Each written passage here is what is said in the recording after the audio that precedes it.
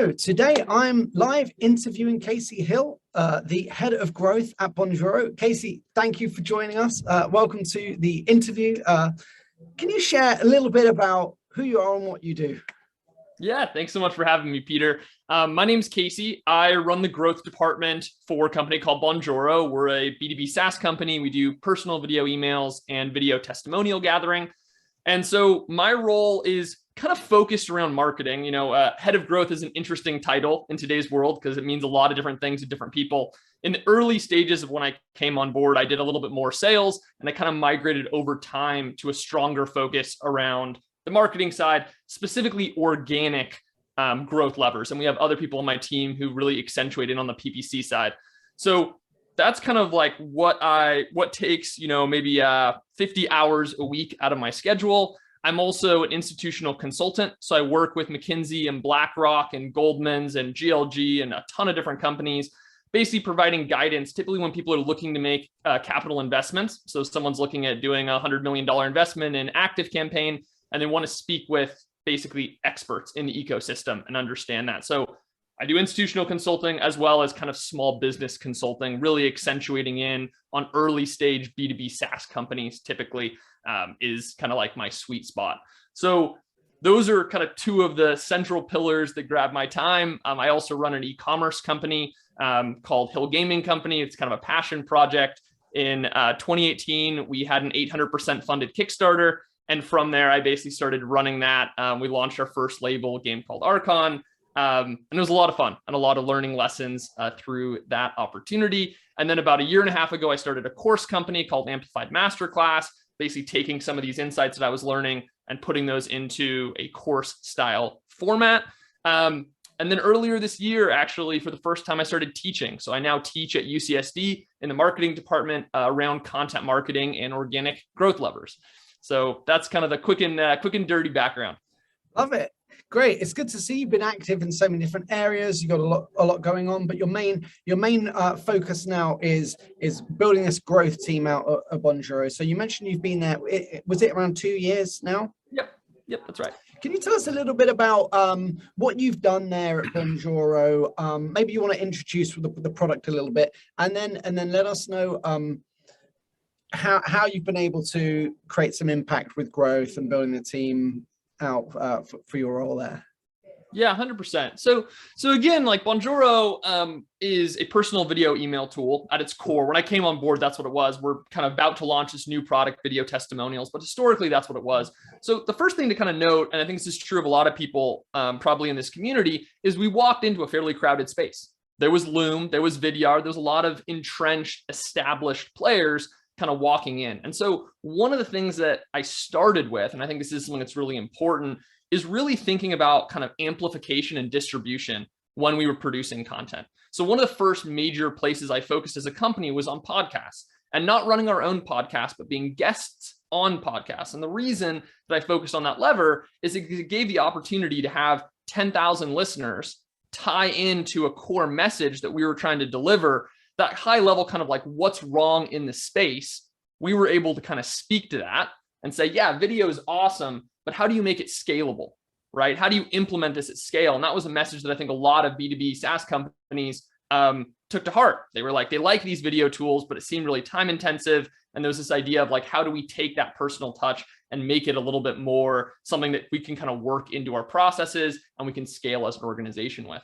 So I think that for me, one of the first key things I strongly push for people is to really have a distribution and amplification plan around all the content you produce. So even if it's your organic content, ask yourself, who else is sharing it?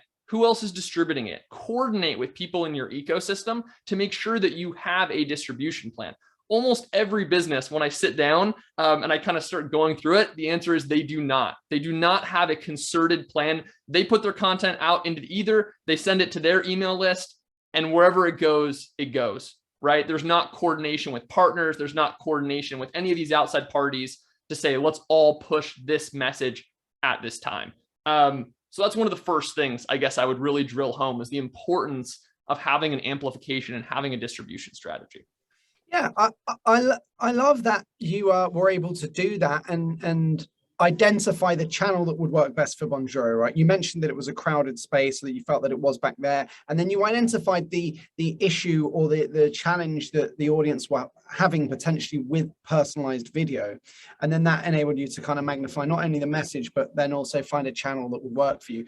For other SaaS founders at this similar stage, you know, they're looking to get that larger market reach with their content. How would you suggest they go about finding the channel that will be right for them, and potentially also that message? Yeah, it's a great question. So I'm a huge fan of repurposing. So one of the first answers is you write exceptionally good content and you move it across a lot of channels. So almost all the content that I build is going to 10 to 15 channels.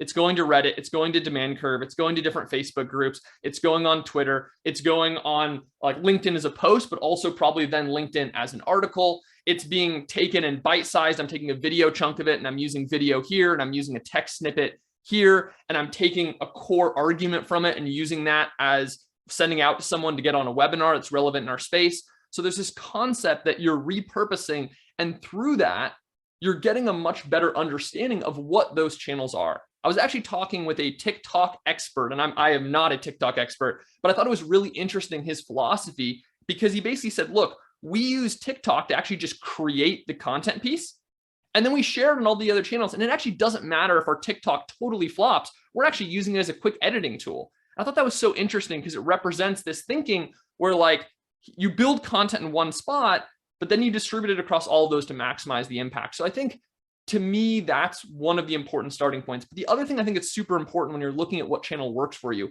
is you have to engage. You can't just post content and then just kind of disappear, or only engage on that one content you post. If you really want to dig into an ecosystem, you need to be in the comment section. You need to be answering other people's questions. You need to be building yourself as a thought leader. To me, one of the core components of organic growth on a channel is building yourself up as a thought leader. And in order to do that, it can't just be a push. It has to be something where you're able to draw people in through having those types of conversations. So I think that cross department or that engaging across all the different facets of other people's content is super critical. Yeah, I really like that. Just that repurposing enables your content to just get much further reach and work a lot harder for the effort that you put in. Did you suggest that through that distribution, you know, and repurposing of the content, you're looking for channels that resonate most with your messaging, or where you find your audience? Is there a process where when you start repurposing content, you're looking out for where it makes the most impact? Yeah, for sure. So I'm always monitoring, me and everyone on my team, I'm always monitoring like where we're getting traction and what the views look like and what the actual leads look like. We're looking at attribution. We always ask, so attribution, you know, we could have an hour-long conversation just on attribution, but one quick tip is to always make sure on your intake forms, you're just explicitly asking people, you know, UTMs and all the different ways that you can track attribution are limited, especially if you start tapping into outside amplification channels. If you're getting a bunch of people from podcasts, you don't have full control over that ecosystem. Same with partnerships. So one of the things that you start doing is you just ask people, how did you hear about us? And one of the ways that we really got a complete picture of our impact from podcasts as an organization was we would look and say, okay, this month, 140 people said they heard about us from podcasts. And then we'd use that coupled with any UTM data we could to really get a complete picture. So I think that's part of this equation, is make sure that you have a way that you're monitoring on intake new trials and new paid accounts, so that it's not just vanity metrics. Vanity metrics is maybe a starting point to give you some sense of things, but really at the end of the day, you need to make sure that you're understanding the back-end impact of those platforms. And you can do that fairly well, I find, by just asking explicitly on a form. Awesome. And just previous to this conversation, we were talking about how the growth team has grown during the time that you've been there at Bonjoro. And I wanted to ask you about what are some of the pains in growing the growth team, and also, you know, how does the work adapt, you know, with what you've just been describing? How does that evolve as the team grows? Yeah, I mean, I think the biggest thing for me, for sure, on that is really like specialization, right?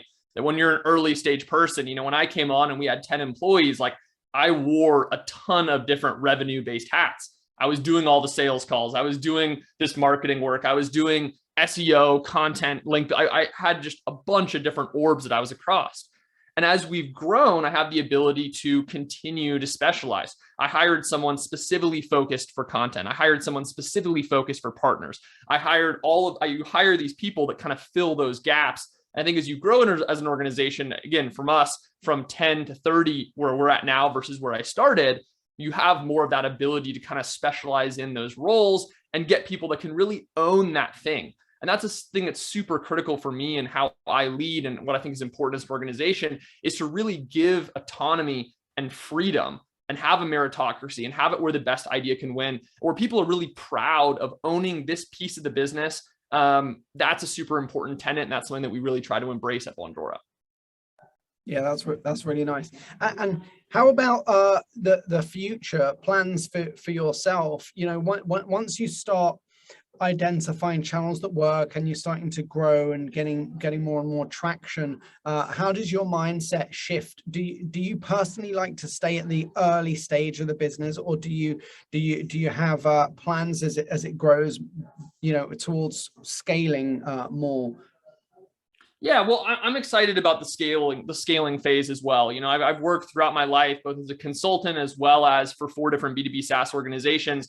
And I've worked at a lot of different ranges, not in like kind of the, fully matured setting. Most of the businesses have been in the 0 to 25 million ARR range. But I'm excited about kind of that next step, essentially for us to go into. I think it provides a lot of unique challenges, and the problems that you have really shift. There's a lot of new interesting organizational challenges that don't exist when you're smaller, that exist as you grow.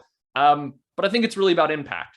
At the end of the day, we're building organizations. Hopefully what all of us are doing, spending our time every day, is to try to change the world in some sort of meaningful way. And I think that scale does give you the capacity to have that larger impact. So I think that excites me. And like what we do every day and what I'm focused on, and kind of this idea of the importance of relationships in business. And that in this world of automation, which by the way is the world I came from too. I worked for 3 years in an automation company, and I love automation. I think automation is part of the future. So it's definitely nothing against automation, but I see that we don't want to ever lose that human relationship side of business. I think that's critical. And I think more than ever in crowded ecosystems, one of the ways you differentiate is through that personalization, is through that relationship building, that you at a 50-person company or 100-person company are willing to do things that the 1,000-person company isn't willing to do. And that helps you define yourself. Yeah, and it seems that it's a good fit with Bonjoro for you, because there is the personalization element that you're adding to a process that could be automated. So you're keeping that, enabling people to do that at scale through video, which I think is a great way to interact at scale as well, but with one-by-one videos. So that the video, as I understand with Bonjoro, I have tried it once before. It's like person-to-person video. Yeah, so it's yeah. Oh, sorry, finish your question. Yeah, because it was, you're doing a recording, but it's usually intended for one recipient. And I wanted to ask you if that's still the key feature of the product. Yeah, you can do it in a lot of different ways. You can do one-to-many, you can do one-to-one. I think the really key piece is that because our system is built to tie in to your email automation system or your CRM or your point of sale, the idea is that you systematize where you use it in a process. When a lead gets to a lead score of 100, I want to reach out at that point. Or when someone goes from a lead to an opportunity, I want to reach out. Or when someone becomes a customer. So a lot of tools in the market are good, really good at one-off emails. I actually think that Loom and Vidyard are like exceptional at that application. And when someone's like, I want to prospect with email, I'm like, go to Vidyard, right? Like I openly push people to whatever's the best fit. But if they say like, I want to try to convert more leads by interacting as soon as someone opts in. I want all the information they put on that form. I want to see it right in front of me, and I want to be able to record a 30-second video to engage. I believe that Bonjoro is by far the best in the market to accomplish that. And so we're focusing on that, kind of working into their systems in that capacity. And on a grander sense, the future scale is we're growing from a product into a platform. So next week, we're about to launch video testimonials, making it super easy for people to gather video proof. And the billion-dollar business that we want to build someday is this idea that you want to take casual customers and turn them into super fans, turn them into advocates. We believe that advocates are what ultimately are going to drive the business in the future. And so our focus is to give people a suite of tools to help take people from that just like casual interest and really build that advocacy. Awesome. Hey, well, thanks for sharing all of your experience and what you've been doing at Bonjoro with us. Casey, is there any way that you could suggest that people can follow you or get in touch or follow what you're doing at the moment? Yeah, for sure. So Casey Hill on LinkedIn. If anyone, I'm pretty active on LinkedIn. I post a lot there. If anyone wants to connect with me or reach out, people are also welcome to email me, Casey@Bonjoro, just my first name @bonjoro.com. If you have any specific questions, you can also contact me there. Awesome. Great stuff. Well, thanks again for joining us, and we'll see you around. Yeah, sounds great. Cheers.